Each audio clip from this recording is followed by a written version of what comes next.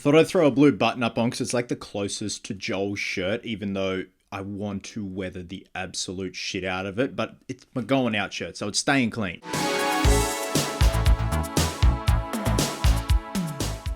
What's happening, guys? Welcome back to the channel. Today it's going to be my review of The Last of Us, which is just wrapped up on HBO and also Binge here in Australia. Now, the interesting thing about this review is it's coming from a non-gamer.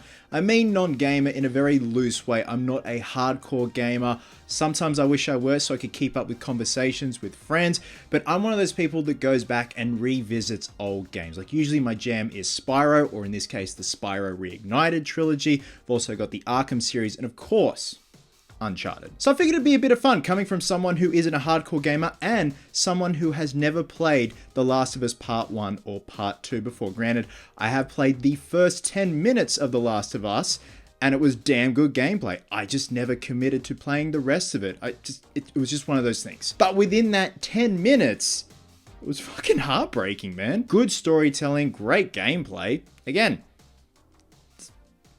just didn't finish it. So when they announced that they were doing a HBO series, I was pretty intrigued. I felt from what I had seen from my brief gameplay, it could transfer well to a live action adaptation, whether it be a TV series, hell, even a movie. We then had the casting of Pedro Pascal as Joel and then Bella Ramsey as Ellie, and even though they don't entirely physically match their pixelated counterparts, I figured they'd have the acting chops to pull off the characters of both Joel and Ellie. And in my humble opinion, I think they definitely did. To me, season 1 of The Last of Us was a somber experience, and I mean that in the best way possible. Granted, the clickers do indeed take a back seat in the series, but the writing delves more into the human experience and the way people deal with an outbreak like this one. And how do you recover from an outbreak, and how do you carry on living your life? The evolution of Joel and Ellie's relationship was so well paced that by the end it's full-blown father and daughter level affection. Now, of course, I've got to talk about episode 3, which revolves around the characters of Bill and Frank.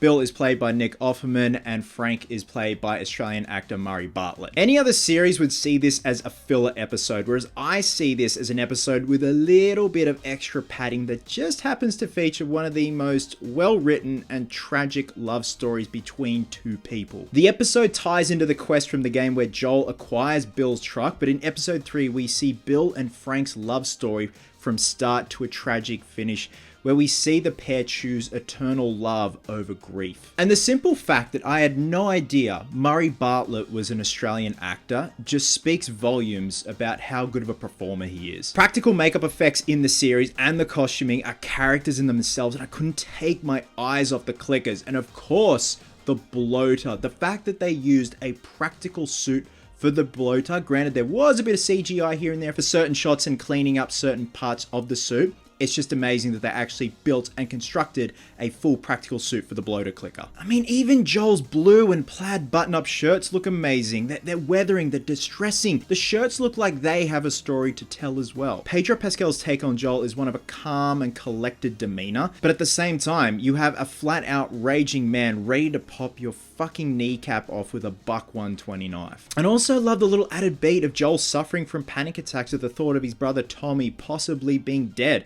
It's subtle, but I can relate to it, as I myself have been through a time where I was suffering panic attacks at one point. It's not pleasant. Bella Ramsey's snarky and smart-ass portrayal of Ellie bounces well off Pedro Pascal's stoic Joel, and she's constantly trying to get a rile out of him and getting him to crack a smile with some top-tier dad jokes. This is hard to explain, but the series at times feels like a whole, and then at other times the episodes feel like anthologies of the franchise, but it works. It's that perfect balance. Again, the clickers may take a backseat, but people seem to be okay with it, and that's because of the masterful writing of Craig Mazin, who helmed the writing duties for Chernobyl, so you know you're in good hands. And honestly, I thought the clickers were evil, but the MVPs in the villain department definitely go to Melanie Lynskey's portrayal of Kathleen and Scott Shepard's David from episode 8. Episode 8, entitled When We Are in Need, really showcases Bella Ramsey's acting range, where we see her go through the absolute ringer mentally and physically.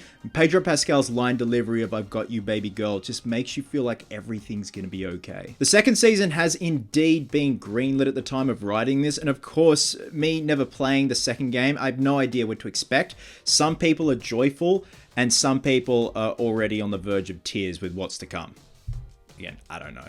blissfully unaware. Either way, Season 1 of The Last of Us is a prime example of taking a video game that is action-packed and bringing it down to a more calm level while still having some incredibly gory action sequences, whilst focusing on the human condition, focusing on love and the lengths that we'll go to for someone we love. If they can nail something like this for The Last of Us, surely they can do the same for Uncharted. Oh wait, they did! I'm just kidding. So yeah, overall guys, from a non-gamer's point of view, this is an absolutely brilliant start to the series. I'm very intrigued to see where Season 2 goes.